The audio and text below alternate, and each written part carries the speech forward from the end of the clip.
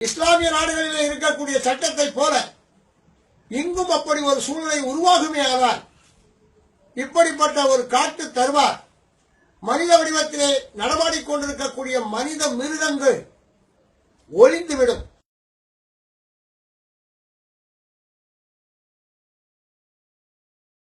தமிழகத்தின் தலைநகரான சென்னையிலே காலை பொழுதிலே சுவாதி என்ற பெண்ணை நுங்கம்பாக்கம் ரயில்வே நிலையத்தில் மக்கள் கூடியிருக்கக்கூடிய ஒரு இடத்தில் காட்டு மிராண்டித்தனமாக வெட்டி படுகொலை செய்திருக்கிறார்.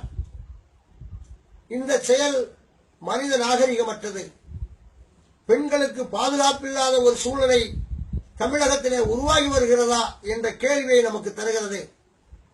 படுபாதக செயலை செய்தவன் முஸ்லிமாகவோ இந்துவாகவோ கிறிஸ்தவனாகவோ பௌத்தனாகவோ சீக்கியனாகவோ எந்த மதத்தை சார்ந்தவனாகவோ இருந்தாலும் இது காட்டுமிராண்டித்தனமான செயல் என்று இந்து மகாசபா கருதுகிறது. இதற்கு வன்மையான தண்டனை கொடுக்க வேண்டும்.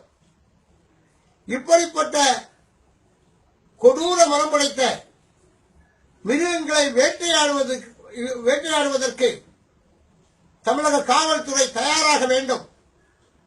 இஸ்லாமிய நாடுகளிலே இருக்கக்கூடிய சட்டத்தை போல இங்கும் அப்படி ஒரு சூழ்நிலை உருவாகுமே ஆனால் இப்படிப்பட்ட ஒரு காட்டு தருவார் மனித வடிவத்திலே நடமாடிக்கொண்டிருக்கக்கூடிய மனித மிருகங்கள் ஒளிந்துவிடும்.